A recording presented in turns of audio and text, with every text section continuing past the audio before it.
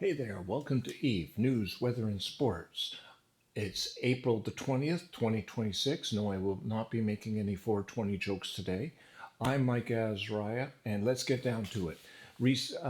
Earlier in this week, the mayor was released, the economic report, monthly economic report, and unfortunately, a lot of the indices are still in decline, including ISK velocity.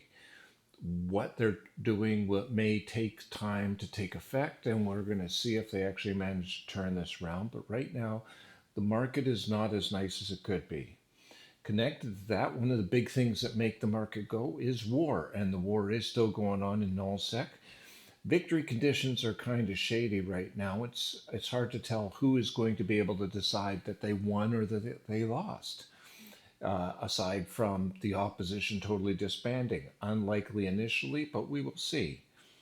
It did bring up a question, though, that somebody asked, and I want to put this out to you.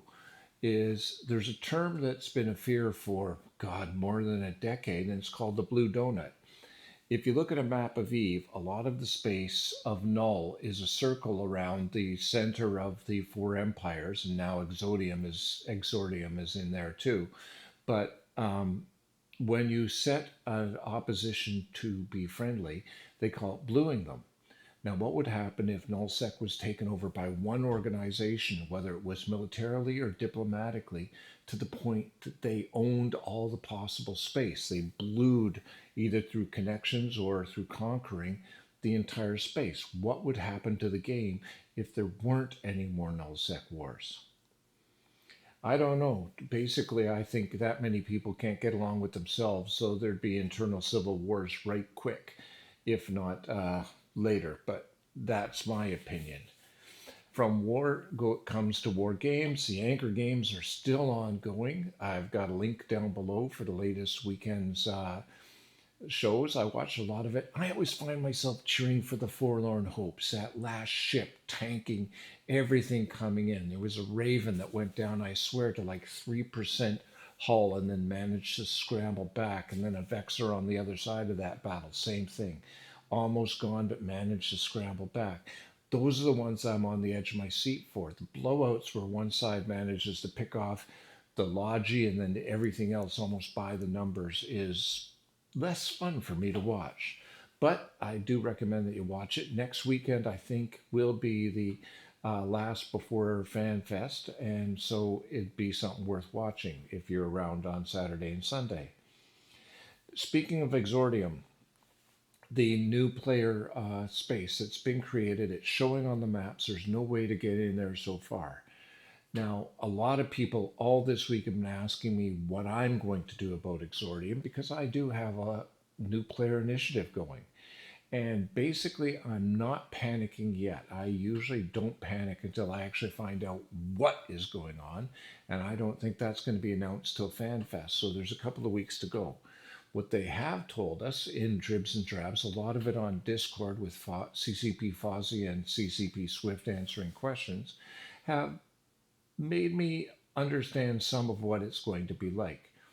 When you're playing in there as a new player, you can jump straight out to one of the faction warfare zones using a thing called a shipcaster. In other words, a one-use teleport to another point in space that can't be intercepted.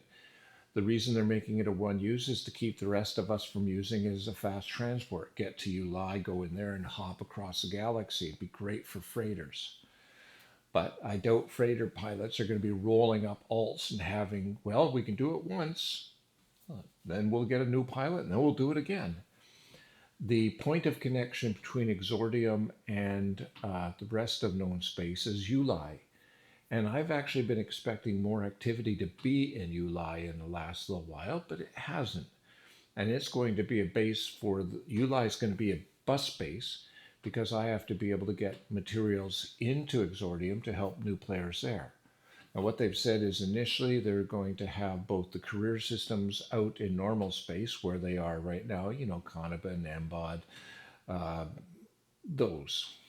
And then they're going to slowly probably phase those out, and then it'll all be exordium. But for a short period of time, I'm probably going to, with the bus, be doing laps of the Empire career systems and then going into exordium and doing a lap in there and then popping back out, continuing.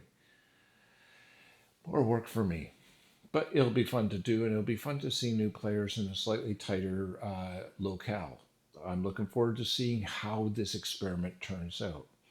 Now, as for traffic, the only medium-sized change that I made note of is Goon Swarm increased by 544 players. Now, that sounds like a lot of players until you know how many people are in Goon Swarm, and then it's a small percentage, but 544 is 544. I don't know whether these are people leaving other organizations to come or just old players coming back because there's a war on and they've decided that they would like to be in the war as well. That happens.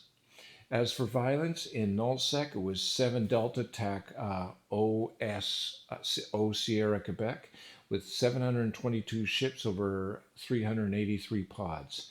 In Lowsec, it was Tama with 343 over 304. In Highsec, once again, it was Jita with 329 over 224. NPC space, the most violence was in Victor TAC Lima Delta Echo Juliet with 54,776 NPC ships popped. Oh man, I haven't even been drinking that much yet, but I will attend to it.